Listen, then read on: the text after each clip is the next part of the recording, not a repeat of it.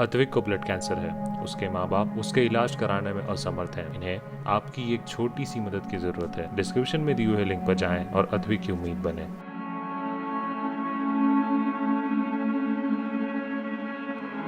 पांच बागी सांसदों को पार्टी से निष्कासित कर दिया गया है। हमारे साथ इस वक्त बातचीत करने के लिए मौजूद हैं राजू तिवारी जी।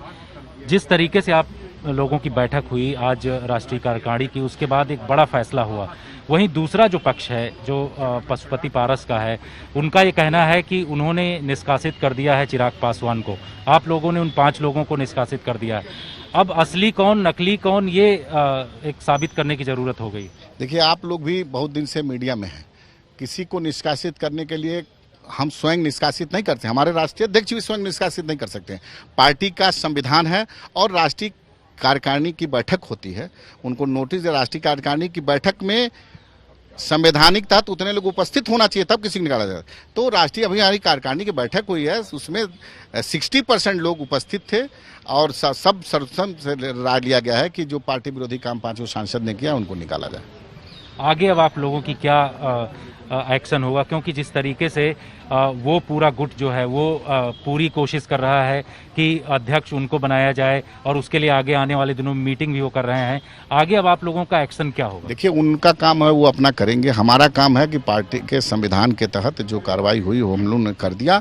आगे अब वो लोग करेंगे, उसके बाद हम लोग देखेंगे क्या करते हैं, उसके बाद हम लोग निर्णय लेंगे। चिराग पासवान ने इससे पहले चिट्ठी भी ट्वीट की और जिसमें उन्होंने 29 मार्च की उस चिट्ठी का पूरी जानकारी देते हुए कहा कि किस तरीके से पार्टी में आपस में लड़ाई चल रही थी, किस तरीके की दिक्कतें थी, कोई सुन नहीं रहा था। क्या उसके बाद भी कोई समझौता करने की कोशिश नहीं की? क्या इस बात को लेकर के आहत हैं चिराग पासवान? आप चिराग पासवान जी कई बार आप देखे होंगे, कल आप लोग थे, कल भी गए थे अपने चाचा के पास मनाने कि साल भर नहीं बीता है अभी आदरणीय रामविलास पासवान के स्वर्गवास हुए। कल भी गए थे वो, आप देखे होंगे कितने देर बाद गेट खुला, क्या हुआ। तो ऐसा नहीं है कि चिराग पासवान जी मनाने नहीं कोशिश किए। उनकी माता जी बात की, हम लोग की जो स्वर्गीय रामविलास पासवान जी की धर्मपत्नी है, तो सब लोग प्रयास किए कि परिवार एकजुट रहे। लेकिन अब किस कारण से वो क्या किए उसमें मैं नहीं जाना चाहता हूँ। मैं इतना जानता हूँ कि राष्ट्रीय कार्यकारिणी की बैठक हुई, इसमें सर्वसम्मति से निर्णय लिया गया कि 5 लोगों को पार्टी से निकाल दिया जाए। क्या इन सब के पीछे कोई पॉलिटिकल साजिश एलजीपी चिराग पासवान गुट समझता? अब साजिश किसकी है ये सब लोग जानता है और उसमें हम नहीं जाना चाहते हैं। हम लोग बिहार में कौन है, किसकी वजह से? बहुत सारे लोग तो खुल के बोल रहे हैं। तो खुल के बोल रहे हैं, तो आप जानते हैं किसकी साजिश है। मैं क्यों बोलूं, मैं किसी का नाम लेना नहीं चाहता हूं। साजिश करने वाले साजिश, देखिए कुछ लोग साजिश ही करते रहते हैं।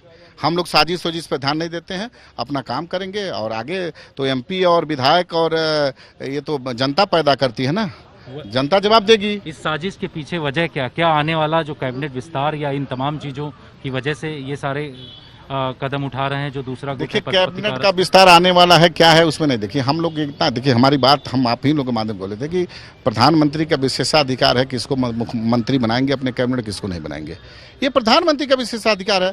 अब किसी के साजिश के तहत ना बने, ये तो प्रधानमंत्री का विषय, वो जाने। इसमें मैं जाना नहीं चाहता हूँ। बस एक ही बात मैं जानता हूँ कि आज जो राष्ट्रीय कार्यकारिणी की बैठक में निर्णय वो मैंने आपको बता दिया। कैमरामैन अश्विनी हेलन के साथ जितेंद्र सिंह।